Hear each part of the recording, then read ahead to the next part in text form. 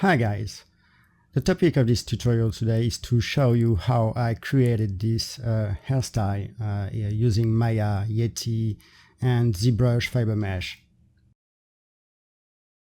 So instead of using the Yeti groom like I showed you on previous tutorials, I used standard curves and I'm going to show you how it works quickly. So you create curves. So let's create curves here.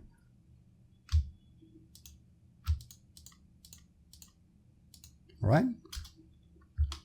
And let's put the curve on top of the head.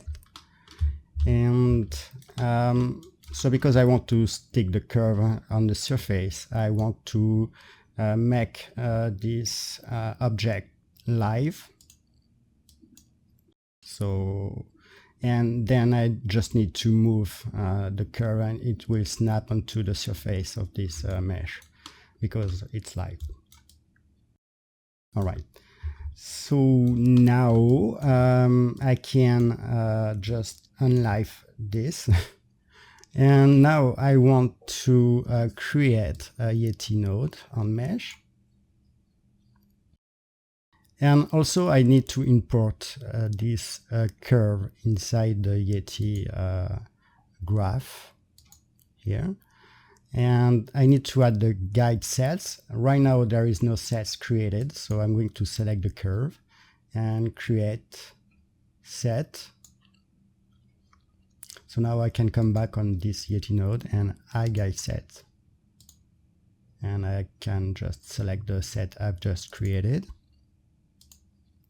And then now when you open your Yeti graph, you will be able to import this curve inside. So let's import first the mesh.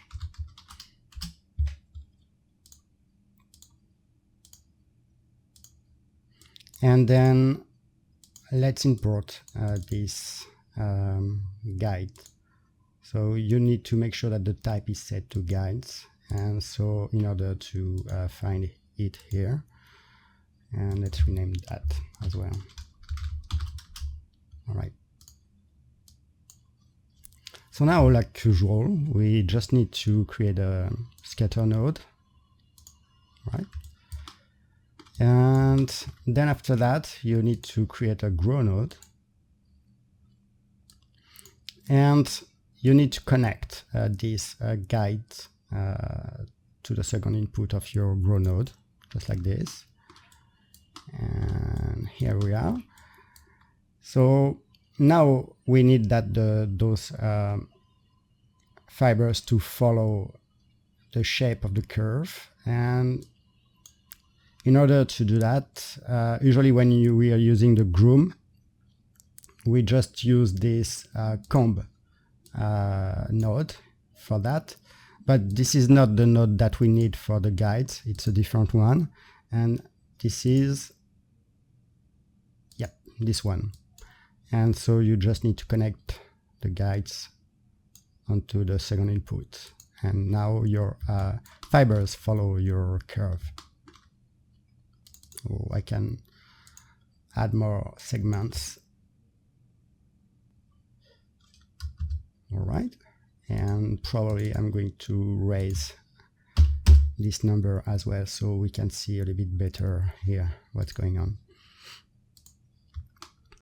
So this is what we get. And one thing to know is that when you select your curve, now you can see that Yeti has added a new attribute for your curve. And you have different things, different settings there, and you can use this tip attraction to clump all the air around this curve. So you can clump the tip and the base, and you can use this attraction bias as well. So that's pretty interesting. And also what you have the length weight, so that's interesting. So let me remove this tip attraction for now. And so yeah, you can have your fibers grow along the curve, which is pretty cool. And also let me show you something else. I want just to show you from there what's going on. It's this inner radius and outer radius. Right now, let me even add more fibers, like something like 20, and so yeah. So the inner radius is like a fall off. So if I raise it now, you can see all the fibers are all the same length. And if I decrease this value, you can see that there is a fall off for the length of our fibers. And this outer radius is also the radius from where the fibers will go around this curve. All right. So let's leave it. So let's put some numbers just like that for now, or maybe decrease this a bit. All right. And from there you can, instead of using this curve for clumping, you can do that inside of this graph. I think it's a better approach since you don't have to do that for every curve that you create. So let me show you how I would do that. Is simply by adding a convert node. So you can convert this curve into one fiber, just like this. You can see that there is the curve, a bit hard to see, but there is the blue curve here, and there is this fiber. All right, so now you can clump those guys around this single fiber. So let's do that. And so now it works as expected. All right, and then you can use your regular squaggle node to create some hair separation, if you will.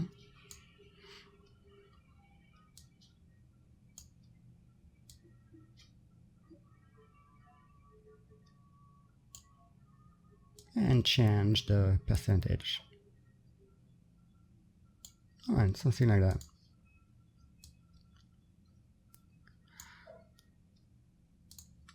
And from there, you can just simply select the curve and duplicate it. Let's make this live again so I can slide the second curve.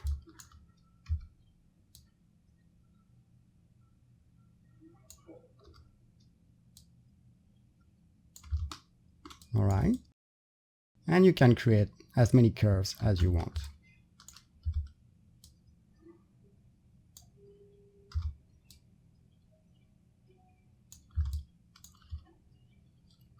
And of course, you can, let me just template this Yeti node so I don't select it. So yeah, you can just move individual vertices to shape your curves.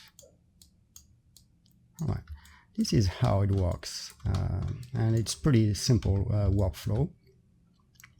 However, I think that creating curves inside Maya would be a pretty difficult task for creating some sort of haircut just like that, or even more if the hair were longer. So instead I used ZBrush and FiberMesh for creating those curves, because there is a very convenient way of converting your fiber mesh into curves inside Maya, and I'm going to show you that right now. So now we are in ZBrush, and we are going to create this fiber mesh. And if you've never used it before, let me show you quickly how it works. So you just need to mask areas on your mesh where you want the fibers to be grown, and then you just look for this fiber mesh menu, expand it, and hit the preview button. Adjust the settings by expanding the modifiers, so you can change the numbers of fibers, you can change the length, and so you have lots of parameters to work with. But what I do usually is that I set my max fibers to around 15. The density variation 0 works fine, and I want to set most of the parameters to 0, maybe except this one. Well, it doesn't matter, it can be 0. For the length variation, I'm going to put it to, I'm going to set it to 0.2, and I want to remove the gravity. Where is it? I can't find it. Oh yeah. Yep. So no gravity, no nothing, no twist, no revolve, no slim, and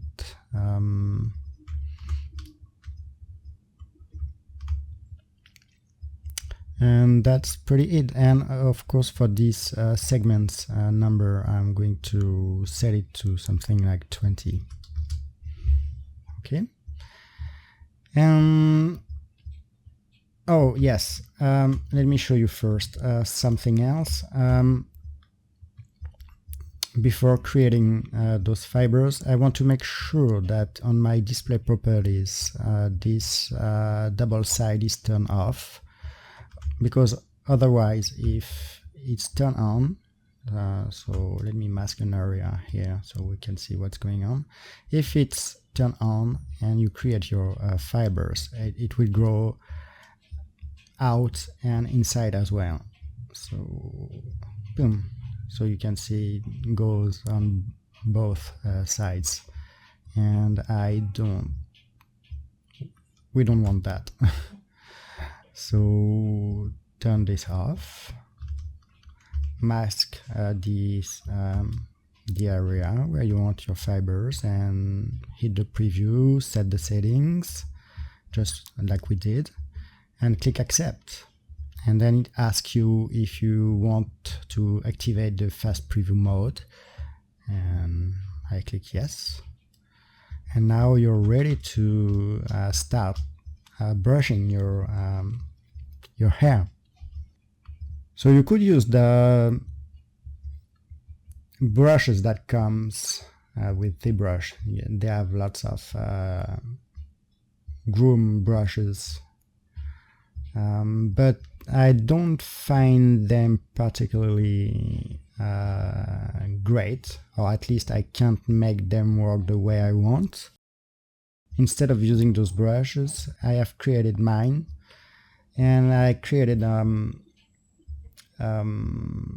menu with my brushes, and I can call this menu with a hotkey like this, so I can switch my brushes. So the way to create custom brushes for your fiber mesh is that you need to change few settings on your brush, And one of the best brush I found for working with FiberMesh is the Snake Hawk. And where is it? Oh yeah, here it is. This is the original Snake Hawk. And if I'm using this, oh, okay. First I need to, I need to make sure that I'm working on the new subtool that Zbrush just created. So now if I'm using this brush, just like that, it's going to give me weird results. And the reason being is that because it's painting my fibers while I'm sculpting them. So let's undo that. So the first thing I want to do is to remove this RGB color. And also I want to expand this FiberMesh menu here. And I want to preserve the length. So I'm going to go all the way to 100. And so now I can brush my hair. And another settings that I'm going to change is this front collision variation, and I'm giving it a very, very low value, something like that. So it gives me better results toward the roots usually. Now I can just use this brush, and as you can see, it gives right away very cool results. All right, so that is one brush. And the other brush that I really enjoy using is the pinch brush. So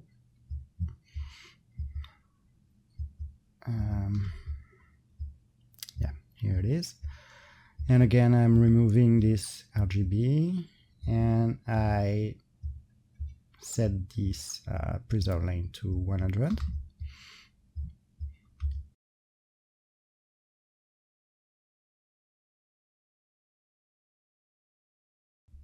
And as you can see, it's clumping all my hair together, and it's really cool. So you can smooth also your hair, but while you're holding down the shift key, you can change the preserve length as well for your smooth tool, so it doesn't change the size of your hair.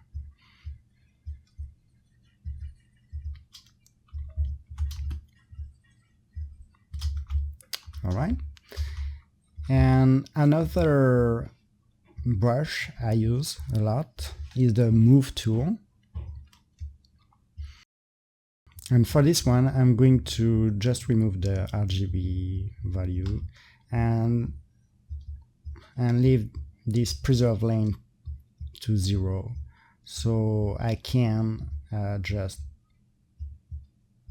change the size of my hair. Now if I'm using this snake hook tool and I straighten, you can see it's shorter now, and of course I can go the other way around and make them longer, just like that. And another brush that I'm using sometimes is the magnify brush. So this is the one, and yeah, the same. I remove the RGB, preserve the length, and the effect looks like almost like a hair dryer. So this is the kind of effects that you get. So here it is. And what I do also is using this auto masking function. So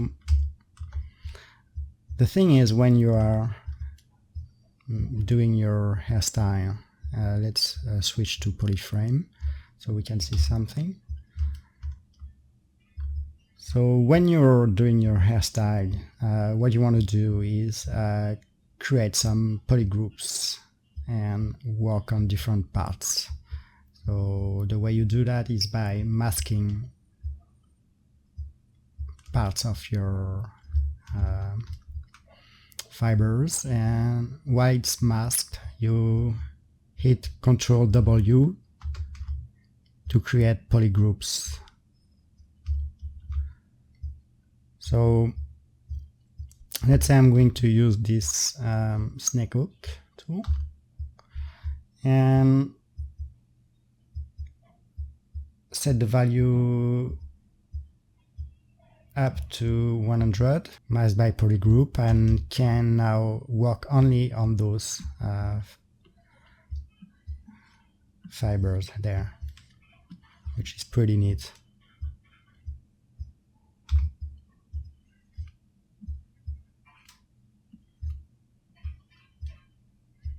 So now I have more control over my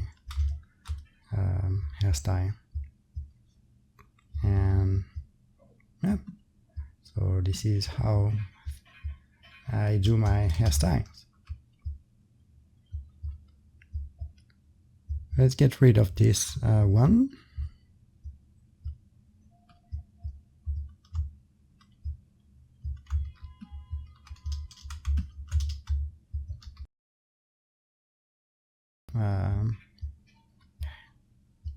And I'm going to create the final fibers. So I've already painted a density map using this poly paint, and I'm going to mask with this poly paint. So I mask by color, mask by intensity. Right now we can't see anything because there is this poly paint, but if I turn it off, we can see now our mask. And because it masks the black area, I want to invert the mask. Click accept.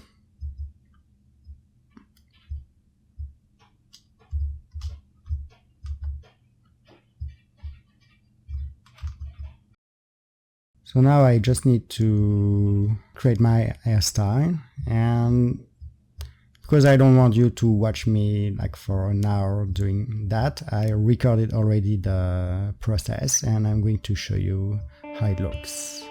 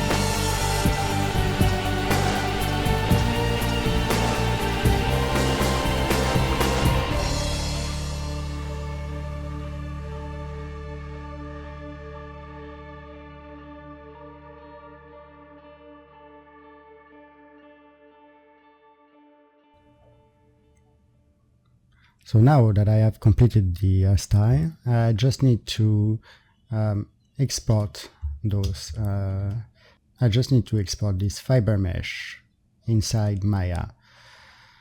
So the way to do that is by going to your FiberMesh menu, and you will see here two things. You have the preview settings and the export curves. So before exporting curves, we need to change the preview settings and decrease the visibility, because we don't want to export every fibers, because they will be converted into curves, and that's probably a bit too much for what we need. So I'm gonna decrease that. So you could go very low like this, or maybe higher like that. I'm going to use a pretty high number. So let's see how it looks, and I can always go back and change the settings anyway and export new curves. So let's do that first. So click export curves, and then it will ask you if you really want to export those 5,000 curves. So yes, I want to, so let's do it. And the only thing you need to do is to change the type into Maya ASCII format, and that's it. And then you click save. So back to Maya. So I've just imported my curves. Here they are. And what I want to do right now is to do a little cleanup. And what I mean by that is I just want to get rid of those very small small curves here. So I just select the one I want to get rid of, and I delete them. And yeah.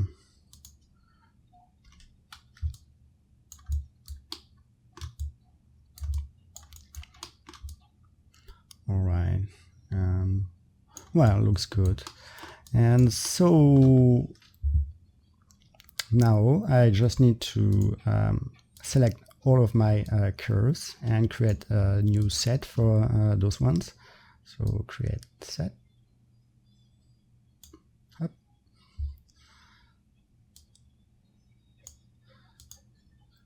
And I'm going back to this Yeti node, and I am going to add this second set.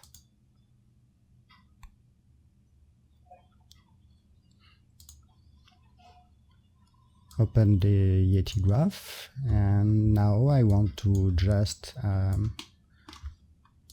change here this set by the second one,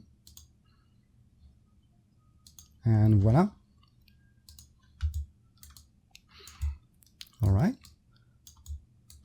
so I can remove the old curves. I don't need that anymore. And yeah, let's remove the first set as well. So right now I have my fibers that grows almost on our face, and that's because I need to import my density map that I created inside Zbrush. So that's what I'm going to do. So I open my Yeti graph, and here I'm going to create this texture node, and I'm going to import my maps. So okay, I've imported my map, and it's a multi-tie UV texture. So I want to change a few things here. So I have my a reminder here how to do that, because I always forget. Here, where your tie number is, you need to change that by this UDIM thing. So I'm going to copy that and put that here. All right, and here I need to tap density. And for this, I need to change this by this expression. So I copy this expression and I passed it here. And now everything works as expected. So now what I just need to do is to create some clumps and even a little bit more squiggles, and probably also create some attributes. And the way I'm going to do that is by creating a groom. So I select my mesh, right? Let's hide this for now. I create my mesh and I create a Yeti groom on mesh.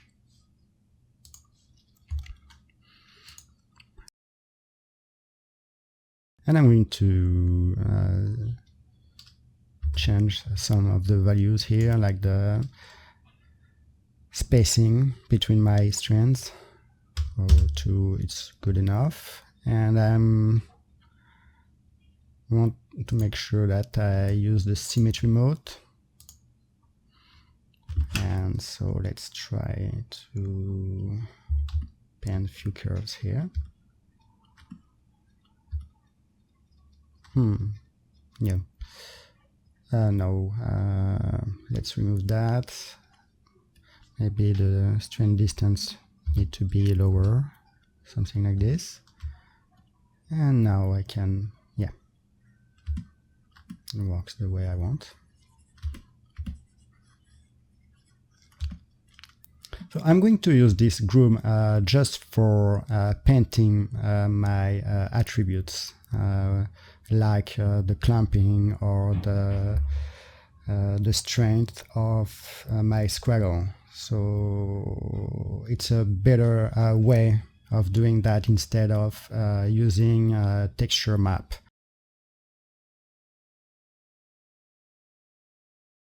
Maybe I went a bit too far here. Let's remove those.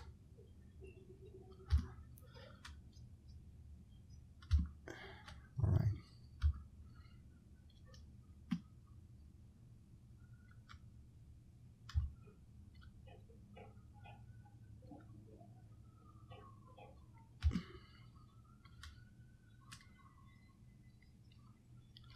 All right. So now the idea is to create different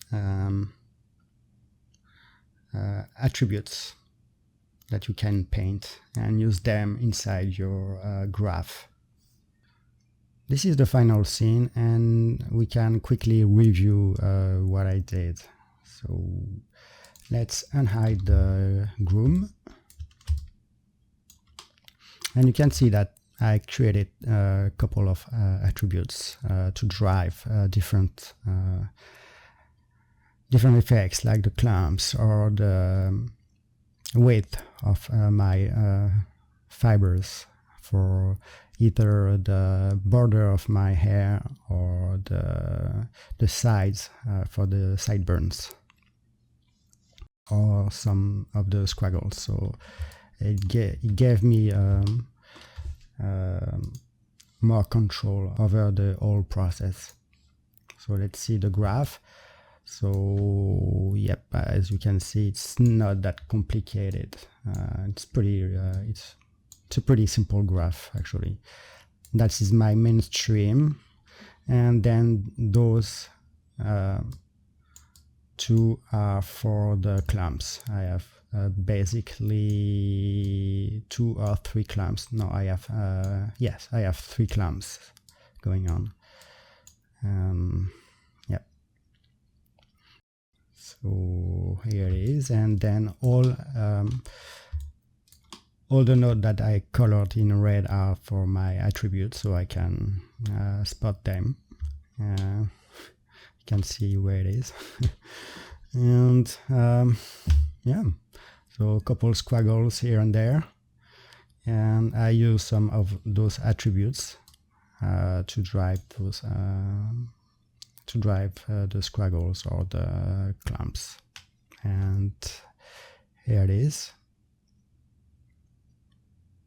And for the shaders, it was really simple. So let me show you. And I used a AI standard hair with a ramp connected to the melanin. And I use some randomness, and that's pretty much it. The ramp is for having a lighter color for the tips of the hair. And that's pretty it. Well, that's it for today, guys. I hope you've learned something and you liked this video. And see you soon.